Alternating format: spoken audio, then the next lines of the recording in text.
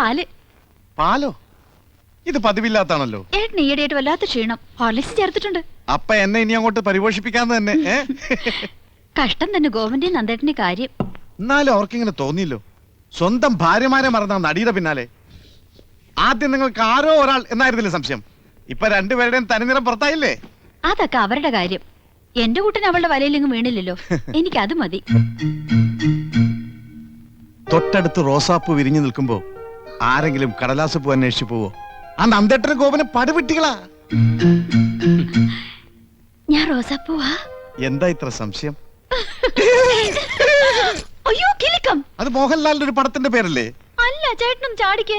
ചാടാനോ? ആ, ഒന്ന് ചാടിക്കേ. എന്താണത് ഇത്? ചാടാനല്ലേ പറഞ്ഞത്?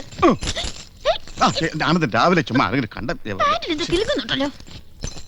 ഹായ്, ആണുങ്ങളുടെ വള. ആണുങ്ങളുടെ വളയല്ല, പെണ്ണുങ്ങളുടെ വള. ഇതെങ്ങനെ എന്റെ പോക്കറ്റിൽ വന്നു? അതാ എനിക്കും അറിയേണ്ടത്. എന്താ ഇവിടെ പ്രശ്നം?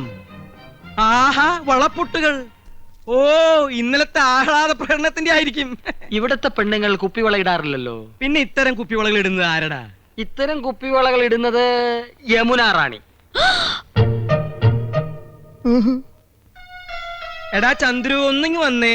ഓ മോനെ, ഇത് യമുന റാണിയുടെ കുപ്പിവളയല്ലേടാ? അതെ, യമുന ഇതേ സൈസ് കുപ്പിവള ഇടാറുള്ളത്. ഒന്ന് പോടാ അവിടുന്ന്. യമുന റാണിയുടെ കുപ്പിവള ഇങ്ങനെ എന്റെ പോക്കറ്റിൽ വരുന്നത്. അത് ഞാൻ കാണിച്ചു തരാം. അതായത് ഞാൻ യമുന റാണി, ഗോപേട്ടൻ ഈ കൊച്ചേട്ടൻ. ഞാൻ ഗോപേട്ടൻ ഒന്നോട് മാറിയുന്നേ. യമുന റാണി പ്രേമ പാരവശ്യത്തോടെ കൊച്ചേട്ടനെ സമീപിക്കുന്നു. Dialogue start, camera, action.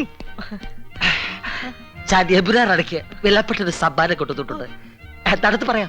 தெரியலேன் சொல்லுங்களேன். சொல்ல மாட்டேன். என்ன அங்கே பாக்கட்டுமே. അങ്ങനെ റാണി കയ്യമർത്തിയപ്പോ കൃഷ്ണേട്ടൻ കോരിത്തിരിച്ചു. യമുന റാണിയെ ചുറ്റിപ്പിടിച്ചു. രണ്ടുപേരും വികാര വിവശരായി കട്ടിലേക്ക് മറിഞ്ഞു വീണു. യമുനയുടെ കൈ ഇപ്പോഴും കൃഷ്ണന്റെ പോക്കറ്റിലാണേ. വള പൊട്ടി, അത് പോക്കറ്റിനകത്ത് വീണു.